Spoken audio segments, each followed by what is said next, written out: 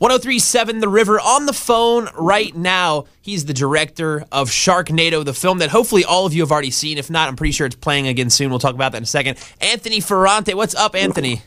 Hey, man, how you doing? Man, I'm so glad I got to talk to you because we were promoting the movie for a good week before it actually aired, and then we all made sure that we were at home last Thursday and had to watch it, and I have to say, it was pretty incredible. Thank you. It was a fun movie to do, and, that was really kind of the intent and the goal is just, why not just make the most fun movie we could possibly imagine? And we were doing it for genre fans. We were doing it for people in the horror community, people that like this kind of stuff. Yeah. And, it's just like, Evil Dead and Dead Alive and those movies, they have that sort of niche following, and then suddenly it just blew up. I think it's probably because it's the most ridiculous idea for a movie that I've ever seen on sci-fi. I mean, they've got some crazy ones, but throwing sharks in a tornado is pretty up there. Yeah, I mean, it's a funny concept, but I think we took it seriously enough in the sense that let's try to let's keep the characters kind of straight like they do in the airplane movies, and then just the more crazy stuff we throw at them, then you can bring the funny situations out of that, where the reactions and the stuff just kind of stem from how insane it is. And this was an 18-day shoot. We didn't have a ton of money for it, and I mean, if you look at anything comparable to it on sci-fi or any other kind of movie budget like we had, I mean, we crammed this movie with a lot of stuff. I mean, we went above and beyond because we wanted to try to make the script felt like $100 million budget if you took it to the studios. Yeah. So we just kept on fine. Let's just do it. And the producers and the cast and the crew, they said, let's just go for it. And we just plowed through trying to do as much stuff as we possibly could. Now, as a director of the film, I guess the writer, did he come to you with the script, or were you chosen? How exactly does that work? I did a film for the production company, The Asylum, prior to this, called Hansel and Gretel.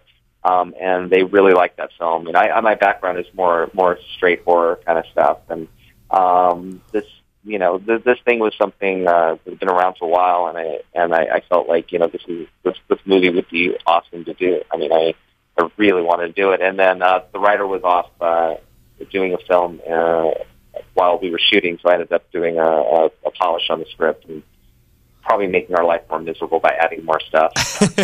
So when you read the script the first time, was the scene of Ian Ziering jumping through the shark and with a chainsaw, was that in there, or is that something that you have to figure out how to do, or how was that all set up? Well, in the script, the shark landed on the ground and then it chomped and ate Ian. And then I was like, no, if we're gonna go there, we got to make this it has to be, mano a mano. It needs to be, shark versus man. It needs to be a martial arts moment. And it was something that I was a little concerned that they wouldn't let me do, too, because it does take the movie to just that whole other kind of crazy level.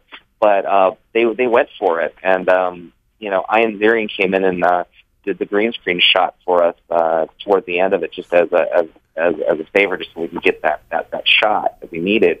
And it was amazing. I mean, it's just we got all the pieces to make this thing work, and then the visual effects guys sold it. And I wanted to do a practical shark for the cutting out, and so the Synapse Effects built this sort of the belly of the shark, and then visual effects laid down the rest of the shark over it. But the chainsaw going through is actually through a practical shark. Oh man! So that was kind of the cool part. And then what's the girl's name who he pulls out afterwards? Nova. Yeah, I was like, one of the only things I was saying, and everybody said throughout, is like, he goes through all this trouble, he saves the girl, and he ends up with his wife. He should have ended up with Nova, and even Ian says that, it's, but then it's kind of creepy because the son ends up with the girl. But it's part of the charm of the movie. Oh man, I mean, it was ridiculous. I got to ask, too, there's already talks about a sequel. Have you been approached for a sequel yet, or do you know anything about that? No one is, there's grumblings of a potential sequel, but, this all just kind of happened on Thursday, and I think that, it comes down to, do they want to do another one, and do they want to top what we did? Because if we do a sequel, and if I end up doing a sequel, you have to, we already upped the ante with this, with what we were able to accomplish. Yeah. So if we're gonna do it again, we have to be Evil Dead 2. We have to be Aliens. We have to be Empire Strikes Back. You have to go even further. And the thing is, what is further? I mean, once you have a guy being swallowed whole by a shark and chainsawing his way out. But I keep everybody keeps asking me, so I keep throwing out random silly ideas. But there's one of them though that I thought would be kind of fun is, do like 20 or 30-minute version of Die Hard, but like have a skyscraper, and you have it, the water and the sharks and the sky, in this big building, and they're trying to get out of it. It would just be kind of like, you Towering Inferno meets, Sharknado kind of thing, and Sharkferno. So I don't know, but it's like you can have all these ideas. But I know the one thing, if there is a sequel that has to happen, and I've already talked to Jason Simmons about it. We both believe that Bad survived. He got sucked up into the tornado and stuff with the shark on his leg, but that guy is resilient, and we know that the place that he ended up was Kansas. So Baz to me and Jason are still alive. So if the sequel is made, that has to happen. Man, I guess you just have to either do more tornadoes, bigger sharks, or like you said, just make it a completely different idea. But I feel like there has to be tornadoes in there somehow. Oh yeah, no, you still do the tornado and sharks, but again, it's if you look at the movie, there's like these compartmentalized like big set pieces, and I think the one thing that would be kind of cool is to really string everything together in a really smart way, and maybe have like 3 major kind of big things that we're doing, like we do the building, and then maybe we do something else at sea, and you just kind of you come up with these big things and then just go for it and then create kind of some crazy stuff. But again, that's not for me to decide. It's really up to these guys, and I'm all for it if we come up with something cool. I cannot imagine that Sharknado 2 would not happen. It's just inevitable. Now, for anyone that missed it, when is it re-airing? It is re-airing Thursday night at, I believe, 7 Eastern Standard Time. Oh, they're putting it on early this time. Yeah, they're putting it on a little early, which will be cool. We'll see if all the people that have been hearing about it will show up and re-embrace the NATO.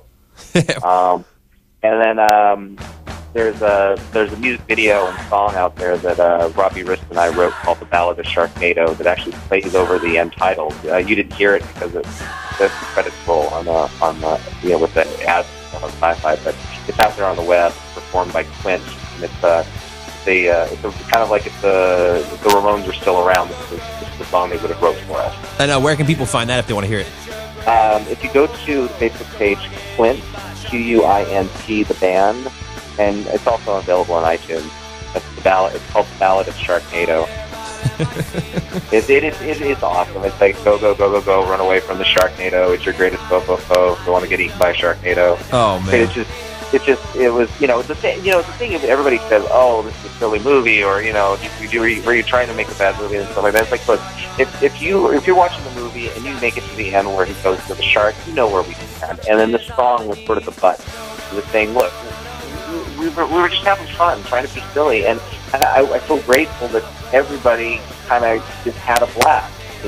It's fine to make fun of the movie, but if you enjoyed yourself, which I don't think a lot of people have been enjoying themselves both at the theaters and just with all the stuff that's been happening in the news lately, I think it was just something that I don't have to spend $40 to sit home in front of the theater, and I sit in front of the TV and just kind of have fun for a change.